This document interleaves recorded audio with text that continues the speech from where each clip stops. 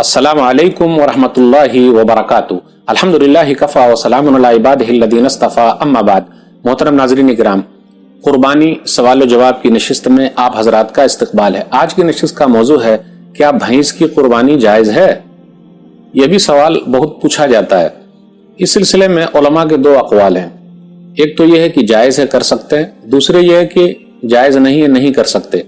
जो लोग कहते हैं कि जायज़ है वो कर सकते हैं, उनका कहना यह है कि भैंस जो है वो गाय की तरह है और गाय पर उनको मान लिया गया कि यह गाय की तरीके से है। जिस तरीके से दुम्बे के बारे में कुरान और हदीस में नहीं आया है दुम्बे का लफ्ज, लेकिन हमने दुम्बे को भेड़ और मेढ़े की तरह मान लिया है, इसलिए उसकी कुर्बानी करते हैं। तो उसी तरीके से भैंस का लफ्ज गर्चे नहीं आया, लेकिन हमने गाय की तरह मान लिया, क्योंकि गाय भी दूध देती है और भैंस भी दूध देती है। तो ये बात है। वैसे कुरान करीम की एक आयत है, वलकुल्लि उम्मतिन जअलना मनसकन लियज़कुरु स्मल्लाह अला मा रज़क़हुम मिन बहीमतिल अनआम, कि हर उम्मत के लिए हमने कुर्बानी रखी है ताकि वो अल्लाह का नाम लें, बिस्मिल्लाह करें, बहीमतुल अनाम, उन जानवरों पर। तो ये बहीमतुल अनाम जो है ये 8 किस्म के जानवरों पर बोला जाता है। वो 8 किस्म कौन से हैं? जैसे भेड़ मेल फीमेल, फिर इसी तरह बकरा बकरी तो 4 हो गए, फिर इसी तरह एबिल यानी ऊंट ऊंटनी 6 हो गए, फिर इसी तरह गाय और बैल तो 8 हो गए। उसी को बहीमतुल अनाम कहा जाता है। लेकिन जो लोग कहते हैं कि जायज है, तो कुरान ने सिर्फ यही नहीं कहा है कि यही 8 है, उसके अलावा मना है। तो जो लोग कहते हैं कि जायज है, तो उनका कहना यह है कि बहीमतुल अनाम को आम मान ले, यानी ये इतना जिक्र है लेकिन और भी इसमें शामिल हो सकते हैं, इसलिए भैंस को शामिल कर लिया, गाय की तरह मान लिया और वो जायज है। शेख सालेह उसैमीन रहमतुल्लाह अलैह वो बयान करते हैं, मजमुआ फतावा रसाइल फजीलतुल शेख मोहम्मद बिन सालेह उसैमीन रहमहुल्लाह, उसके अंदर है जिल्द नंबर 25 सफ़ा नंबर 34 पे, अल जामूस नौउन मिनल बकरी वल्लाहु अज़्ज़ा वजल ज़करा फिल कुरान अल मारूफ इंदल अरब अल्लज़ीना युहर्रिमून मा युरीदून व युबीहून मा युरीदून वल जामूस लैसा मारूफन इंदल अरब। भैंस भी गाय की नस्ल से है। अल्लाह ने कुरान में सिर्फ उन जानवरों का जिक्र किया है जो अरबों के यहाँ मशहूर थे, यानी अरब के यहाँ मशहूर थे, इसलिए उसका जिक्र किया है दौर जाहिलियत में। फिर इसी तरह का अरब अपने पसंदीदा जानवरों को हलाल और अपने नापसंदीदा जानवरों को हराम करार देते थे। भैंस तो अरबों के यहाँ थी ही नहीं, यानी मारूफ मशहूर थी ही नहीं। तो इससे यह पता चला कि वो न जानते थे कि यह हलाल है हराम है या उसकी नस्ल है, इसलिए अल्लाह ने जिक्र नहीं किया। तो इससे यह पता चला वो भैंस जहां भी पाई जाए उसकी भी कुर्बानी गाय पर महमूल करते हुए कर सकते हैं। कुछ लोगों का कहना यह है कि भाई नहीं कर सकते, तो वो लोग यही कहते हैं कि 8 किस्म के जानवर का जिक्र है कुरान में, उसके अलावा नहीं कर सकते।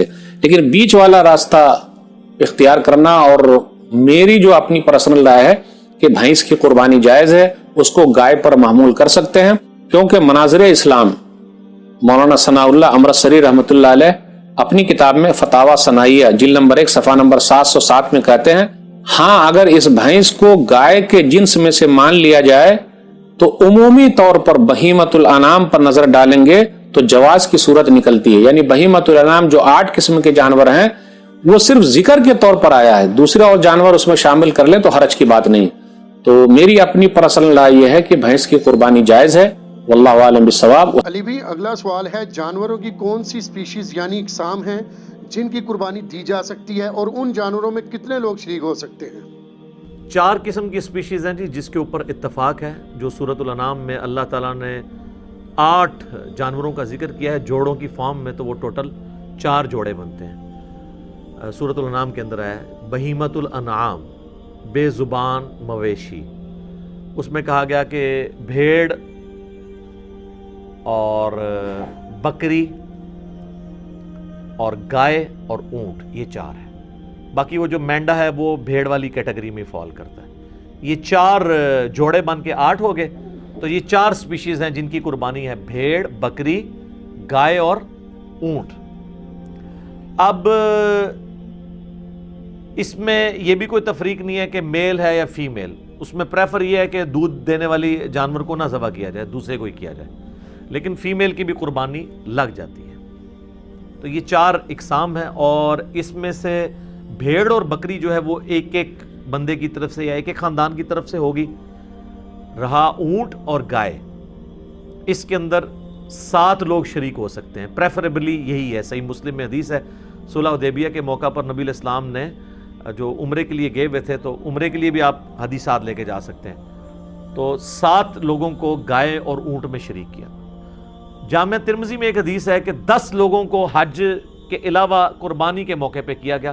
بعض لوگ اس حدیث کی صحت کے اوپر بھی گفتگو کرتے ہیں، حسن درجے کی روایت ہے، باقی احتیاط اسی میں ہی ہے کہ 7 حصے والی بات ہی پریفریبل ہے۔ شیعہ کے ہاں بھی جو اونٹ اور گائے ہے اس میں 7 حصے ہیں، مسلم شریف میں بھی 7 حصوں کا ذکر ہے، 10 بھی جواز کی تک موجود ہیں، اور یہ 7 حصے زیادہ سے زیادہ ہیں، 5 بھی رکھ سکتے ہیں، 5 بندے مل کے بھی ایک بیل لے سکتے ہیں، اور اس میں یہ نہیں ہے وہ کہتے ہیں نہیں لیں تو 5 لیکن اس سے 7 کریں، 5 پورے کر لیں اور باقی جو 2 بچے نا اس کے پھر 5 کر کے تھوڑے تھوڑے سب کو دیں، تو میتھمیٹیکلی تو لگ و شکار ہے، جس کو کہتے ہیں یعنی کمر درمیان میں، آپ چاہے سرانے والی سائڈ پہ سر رکھیں چاہے وہ پانتی والی سائڈ پہ، لیکن یہ حنفی آپ چلے جائیں، یہ جو کچھ کر رہے ہوتے ہیں وہ باقاعدہ 5 اگر لوگ شریک ہیں تو وہ کہتے ہیں نہیں اس سے 7 ہی ہوں گے، 5 دیے جائیں گے اور جو باقی 2 بچیں گے وہ اس کے پھر 5 کر کے دیے جائیں گے، تو آپ ٹوٹل کی 5 کر لیں۔ اور اس میں بعض لوگ ہوشیار بننے کی کوشش کرتے ہیں کہ تھوڑا سا کوئی امیر آدمی ہے نا تو وہ اچھا گوشت اپنی طرف لے جاتا ہے، یہ نہیں ہونا چاہیے، وہ ایکولی گوشت ڈیوائیڈ ہوگا، یہ نہیں ہے کہ ایک صرف گول بوٹی لے جائے گا، دوسرا صرف ہڈیاں لے کے چلا جائے گا، تیسرا صرف چربی اس کو دے دی جائے گی، نہیں، برابر ڈیوائیڈ، اور یہ یعنی انتظامیہ کی ذمہ داری ہے۔ بکری اور گائے، بکری اور بھیڑ یا دمبا، یہ ایک خاندان کی طرف سے یا ایک فرد کی طرف سے، اور گائے اور اونٹ میں 7 خاندان یعنی 7 افراد، وہ جو ہم پہلے ڈسکس کر چکے ہیں کہ خاندان کی طرف سے قربانی کافی ہے تو وہ اس میں شریک ہوں گے۔ ٹھیک ہو گیا، جزاک اللہ۔ علی بھی اگلا سوال ہے، قربانی کے جانور کی کم از کم عمر کتنی ہے؟ قربانی کے جانور کی عمر کا تو اس طریقے سے ذکر نہیں ہے، صحیح مسلم میں حدیث ہے کہ قربانی صرف مسنہ کی ہوگی۔ مسنہ کہتے ہیں دوندا جانور جس کے 2 دانت نکلے ہوئے ہوتے ہیں۔ اب بکری یا بکرا جو ہے یہ 1 سال گزارنے کے بعد دوسرے سال میں دوندا ہوتا ہے، 14 مہینے میں یا 16 مہینے میں۔ گائے جو ہے وہ 2 سال گزارنے کے بعد تیسرے سال میں جا کے مسنہ بنتی ہے۔ اونٹ جو ہے وہ 4 سال گزارنے کے بعد 5ویں سال میں مسنہ ہوتا ہے۔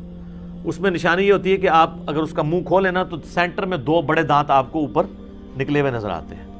اب جن لوگوں کو عموماً پہچان نہیں ہے نا تو وہ تو اگر کوئی موٹا تازہ کھیرا بکرا بھی ہو یعنی جو دوندا نہیں ہے، اس کے سائڈ والے دانت اگر توڑ دیے جائیں، سینٹر میں 2 دانت رکھے جائیں تو اس کو دوندا کر کے کوئی بیچ دے، لادہ بات ہے۔ وہ تو سائز ہی بہت بڑا فرق ہوتا ہے، جو عام جو سال والا جو بکرا ہے یا جو دوندا نہیں ہوا ہوا اس کے تو چھوٹے چھوٹے دانت ہوتے ہیں، یہ تو 2 بڑے دانت نکلتے ہیں نیچے کی سائڈ پہ، وہ آپ یوں کر کے دیکھ سکتے ہیں۔ تو کم از کم مسنہ ہونا چاہیے، اور پریفریبل بھی یہی ہے۔ بعض اوقات 4 سال کا بھی ہوتا ہے تو 4 اس کو چوگا کہہ دیتے ہیں، 4 دانت نکلے ہوئے ہیں، وہ پریفریبلی نہ ہو، اس کا گوشت اتنا اچھا ہوتا ہے۔ بہترین جانور جو ہے وہ دوندا جانور ہے جس کے 2 دانت نکلے ہوئے ہوں، یہ اس کی عمر ہونی چاہیے۔ باقی جو کہتے ہیں نا جی یہ پکا کھیر ہے، وہ ہے حدیث مسلم شریف میں، اسی میں آگے الفاظ ہیں کہ مسنہ کی قربانی کرو، اور اگر تمہیں جانور نہ ملے تو جزع 1 سال کا بھی کفایت کرے گا۔ جزع کہتے ہیں بھیڑ یا دمبا جو 1 سال کا ہو، اور امام ترمذی بھی اس حدیث کو لے کے ہیں، اور نیچے انہوں نے کمنٹس کیے ہیں کہ اس میں بکری یا بکرا شامل نہیں ہے، صرف بھیڑ اور دمبے کے لیے ہے کہ وہ 1 سال کا بھی چل جائے گا، وہ بھی اس صورت میں اگر کسی کو مسنہ دوندا جانور نہ ملے، کیونکہ جزع کا لفظ مینڈے کے اوپر، بھیڑ کے اوپر، دمبے کے اوپر بولا جاتا ہے، بکرے کے اوپر، بکری کے اوپر نہیں بولا جاتا، نہ گائے کے اوپر، چاہے وہ جتنی مرضی کو موٹی تازی گائے ہے یا کوئی بیل ہے اور وہ نہیں ہے دوندی تو یا دوندا، تو آپ اس کی قربانی نہیں کر سکتے۔ نشانی اس کے دانتوں کا چیک کرنا ہے۔ سال عمر کہتے ہیں جی پکا سال کا ہے، یار ہمیں پتہ ہے سال کا ہے، سال کے بعد تو کوئی بکرا جو ہے نا وہ دوندا ہوتا ہے، عموماً تو یہ 14ویں 13ویں 14ویں مہینے میں جا کے، بعض 15ویں مہینے میں جا کے اس کے 2 دانت نکلتے ہیں۔ یہ سال والا کنسیپٹ ہی غلط ہے، سال میں تو دوندا ہوتا ہی نہیں ہے جانور۔ سال کا کنسیپٹ اس حدیث میں جزع کے لیے تھا، جزع، جیم ذال عین اور اینڈ پہ ہا آپ کہہ لیں یا تا کہہ لیں، اور وہ ہے بھیڑ، دمبا اور مینڈا۔ بکری گائے اونٹ اس میں شامل نہیں. ٹھیک ہو گیا. جزاک علی بھی اگلا سوال ہے کیا اونٹ اور گائے میں 10 لوگ بھی شریک ہو سکتے ہیں؟ پریفریبل تو یہی ہے کہ 7 لوگ شریک ہوں. اس پہ میں نے کافی تحقیق کی ہے. اہل تشیع کے ہاں بھی 7 ملتا ہے, ہمارے ہاں بھی اہل سنت میں صحیح مسلم میں حدیث ہے صلح حدیبیہ کے موقع پر نبی علیہ السلام نے گائے اور اونٹ میں 7 لوگوں کو شریک کیا. البتہ ترمذی میں ایک روایت ہے کہ عید قربان کے اوپر 10 کو شریک کیا. بعض محدثین کہتے ہیں کہ عید قربان پہ 10 شریک ہو سکتے ہیں لیکن حج کی قربانی میں 7 سے زیادہ لوگ شریک نہ ہوں. تو بہتر یہ ہے کہ اس کو 7 تک ہی رکھیں. 7 والا قول ہی زیادہ مضبوط ہے. 10 بھی کو کر لیتا ہے اس کے اوپر فتویٰ نہیں لگاتے. اور یہ زیادہ سے زیادہ ہے 7 حصے. 5 بھی ہو سکتے ہیں, 3 بھی ہو سکتا ہے, ایک بندہ بھی ایک گائے دے سکتا ہے.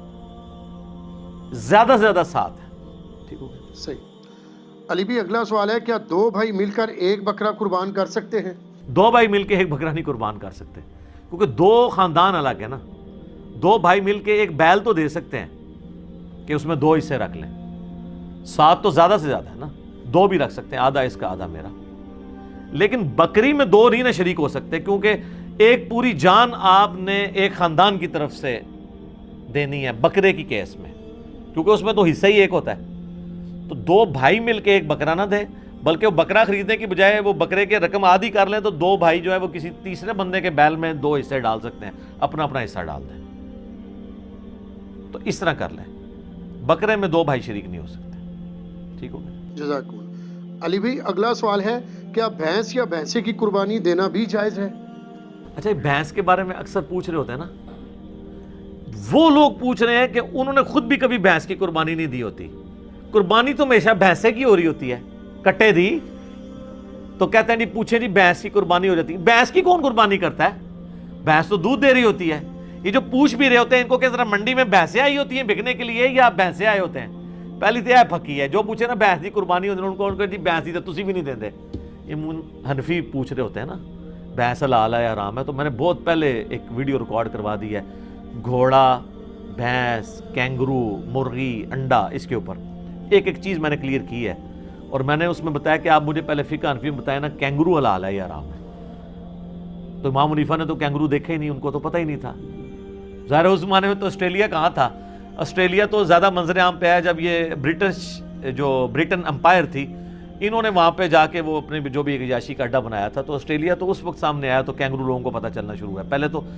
پہلے لوگوں کو تو کینگرو کا پتہ ہی نہیں تھا.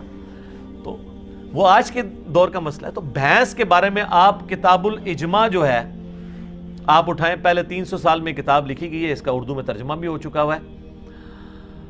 اس میں باقاعدہ لکھا ہے کہ اس بات پہ اجماع ہے کہ بھینس جو ہے وہ گائے کے حکم میں داخل ہے اور یہ بہیمۃ الانام میں آتی ہے. تو ہمیں جو لغت کے لوگ ہیں یہ بتاتے ہیں کہ گائے اور بھینس ایک کیٹیگری میں فال کرتے ہیں. اگرچہ یہ اسپیشیز ڈیفرنٹ ہیں لیکن اگر آپ اسے دقت نظر سے دیکھیں تو یہ ایک ہی جانور کی 2 اسپیشیز ہیں. عرب کے اندر گائے پائی جاتی ہے, ہمارے یہاں پہ بھینس پائی جاتی ہے. اچھا, بھینسیں صرف ہمارے علاقے, آپ مصر میں چلے جائیں وہاں پہ بھی بھینسیں بہت ہیں. تو بھینس جو ہے وہ گائے کے حکم میں داخل ہے اور بھینس کی قربانی کا مسئلہ تو پھر حل ہو گیا. ویسے تو اس میں حنفی تو قائل ہیں بھینسے کی قربانی کے. اہل حدیث میں 2 گروہ ہیں, کچھ کہتے ہیں کر لیں, کچھ کہتے ہیں نہ کریں, اس لیے کہ یہ ان 4 بہیمۃ الانام میں نہیں آتے جس کا ذکر سورۃ الانعام میں آیا ہے. بکری, بھیڑ اور گائے اور اونٹ. چونکہ گائے کا ذکر آیا تو گائے کی اسپیشیز میں یہ چیز داخل ہے بھینس. جاموس اسے کہا جاتا ہے عربی میں, البقرہ اس کے لیے یہ جاموس ہے. تو جاموس اسی کیٹیگری میں فال کرتی ہے.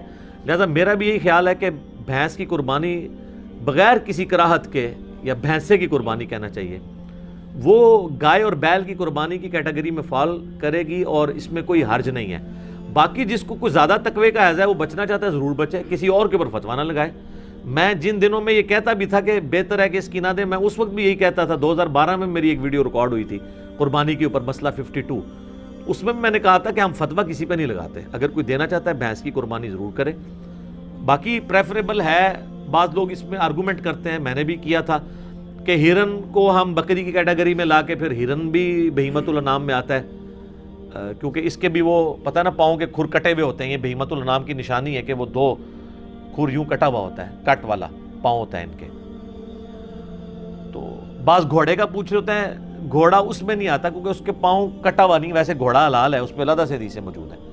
تو کہتے ہیں پھر کل کو ہرن کی بھی وہ قربانی کرے گا. بھئی ہرن بہیمۃ الانعام میں آتا ضرور ہے، لیکن اس کیٹیگری میں جو قرآن میں 4 آئے ہیں اس میں نہیں آتا.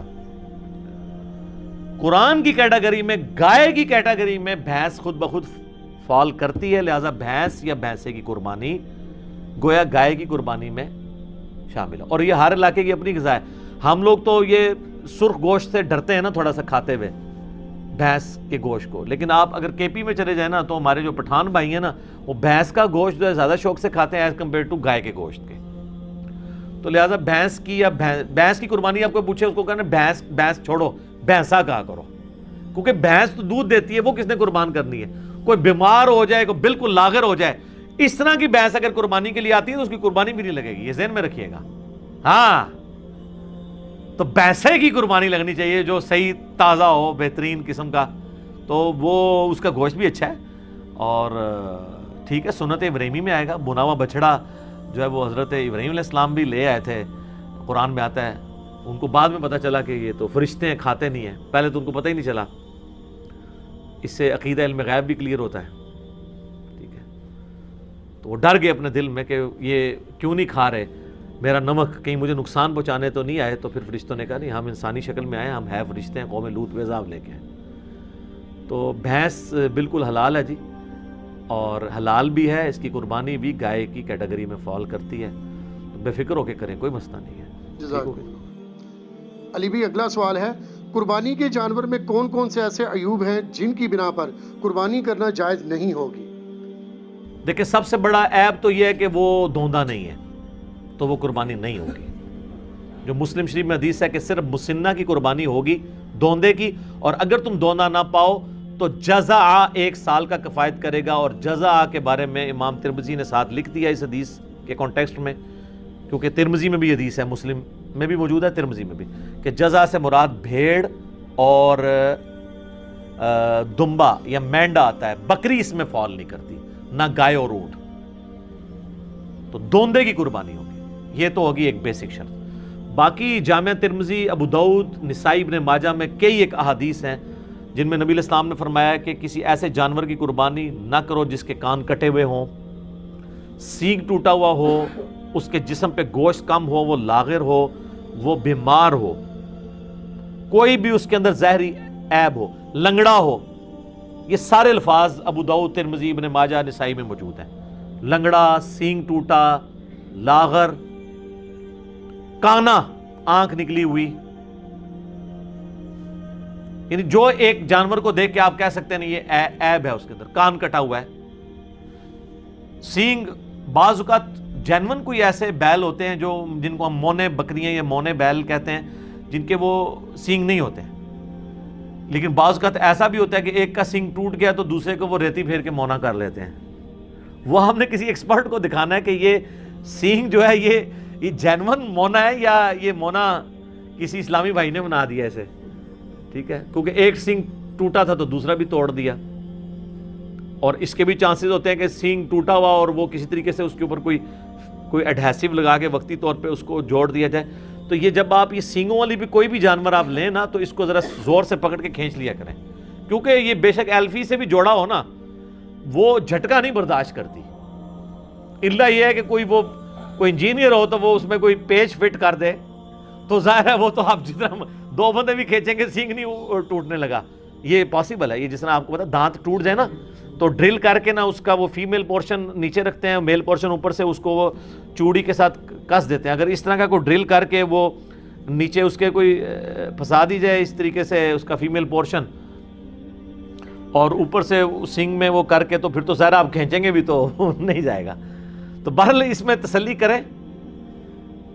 اس لیول پہ تو خیر بہت کوئی سمجھدار ہوا تو وہ جائے گا، ادروائز زیادہ تر تو وہ جس طریقے سے جوڑتے ہیں تو مونا بکرا ہو یا سینگ والا ہو دونوں کو چیک ضرور کر لیا کریں کہ یہ ایپ جو ہے نا اس کے اندر موجود نہ ہو. تو اس طرح کے عیوب جب ہوں گے، کان کٹا ہوا ہوگا، کانا ہوگا، یا اس کی ٹانگ ٹوٹی بھی ہوگی، یا لاغر ہوگا، بیمار ہوگا، پھر اس کی قربانی نہیں لگے گی، کیونکہ لن تنالوا البر حتی تنفقوا مما تحبون. تم نیکی کے کبھی بھی اعلیٰ درجے کو نہیں پا سکتے جب تک کہ اپنی پسندیدہ چیزیں اللہ کی راہ میں قربان نہ کر دو.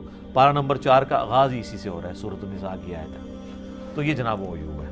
اور عیب کے والے سے ایک چیز یہ بھی یاد رکھیے گا, اگر عیب جانور میں بعد میں پیدا ہوا ہے نا تو پھر اس کو عیب نہیں کہا جائے گا. مصنف عبدالرزاق کے اندر حدیث ہے کہ عبداللہ ابن زبیر نے ایک کانی اونٹنی دیکھی تو انہوں نے کہا اگر تو یہ کانی جو ہے نا وہ خریدنے کے بعد ہوئی ہے نا پھر تو قربانی کر لو, اور اگر یہ خریدنے سے پہلے کی تھی تو اس کی قربانی کوئی نہیں. اس طرح کوئی زخمی ہے, کوئی جانور چھلانگ مار کے ٹانگ توڑ لی ہے اس نے اپنی اور بعد میں زخمی ہوا ہے خریدنے کے بعد, تو اس کی قربانی لگ جائے گی. پہلے سے تھا پھر نہیں لگی. ٹھیک ہو گیا جی. جزاک اللہ. علی بھی اگلا سوال ہے, اگر قربانی کا جانور زخمی ہو جائے, بیمار ہو جائے یا پھر مر جائے تو کیا نیا جانور خریدنا ضروری ہوگا؟ نیا جانور کوئی خریدنا ضروری نہیں ہے. لا یکلف اللہ نفسا الا وسعہا. آپ نے ظاہر جمع پوجی کے ساتھ یہ سب کچھ کیا, اب وہ ایک قدرتی آفت اللہ کی طرف سے آ گئی ہے تو اب اللہ تعالیٰ آپ کو مجبور نہیں کرتا کہ جی آپ نے ضرور نیا جانور خریدنا ہے.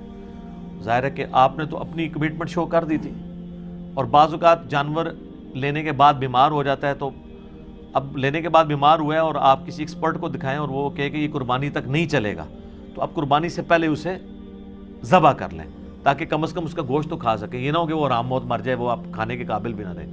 تو قربانی آپ کی اللہ کے حضور لکھی گئی سر. وہ تو سورۃ الحج میں ہے کہ اللہ تعالیٰ کو نہ تو گوشت پہنچتا ہے نہ خون, وہ تو تمہارے دلوں کے تقوی کو دیکھتا ہے. صحیح مسلم میں حدیث ہے اللہ تعالیٰ تمہاری شکلوں اور مال کو نہیں دیکھتا, دلوں اور اعمال کو دیکھتا ہے. لہٰذا اگر اس طرح کا کوئی مسئلہ ہو گیا تو ٹینشن لینے والی ضرورت نہیں ہے. اسی طریقے سے اس میں ایک فقہ حنفی والوں نے ایک پتہ نہیں مسئلہ گھاڑ لیا ہے. وہ کہتے ہیں کہ اگر کسی شخص پہ قربانی سنت موقدہ تھی ہمارے نزدیک اور ان کے نزدیک واجب تھی, اور اس نے جانور لیا تو اس کا جانور مر گیا یا زخمی ہوا اور ذبح کرنا پڑ گیا تو خیر ہے, اس کو نیا جانور لینے کی ضرورت نہیں. لیکن اگر کسی غریب آدمی نے لیا اور اس کا اس طرح مر گیا تو اس کو تو لازمی لینا پڑے گا. یہ بالکل الٹ بات ہے نا, یعنی جو بالکل وہ اس بیچارے نے تو پہلے اتنی مصیبت سے لیا ہے. وہ کہتے ہیں اس لیے کہ اس نے جان بوجھ کے اپنے اوپر واجب کروا لیا ہے, کیونکہ انہوں نے ایک بنیادی غلط کھڑی کر لی تھی. تو وہ کہتے ہیں کہ اس کے وہ اس منت کی کیٹیگری میں فال کر جائے گا جیسے منت پوری کرنی ہی کرنی ہوتی ہے. تو منت اگر آپ نے پوری کرانی ہے تو منت توڑوا لیں اس سے, اور 3 روزے غریب سے رکھوا لیں, کیونکہ بخاری مسلم میں آتا ہے قسم توڑنے کا جو کفارہ ہے وہی منت کا کفارہ ہے. تو وہ بلکہ قرآن میں سورہ المائدہ کی آیت نمبر 89 کے اندر یہ کفارہ آیا ہے. 3 روزے رکھ لے بجائے کہ بیچارہ پھر پیسے جوڑنا شروع کرے. تو یہ بالکل باطل مسئلہ ہے. آپ کی قربانی ہو گئی. ٹھیک ہو گئی. جزاک اللہ.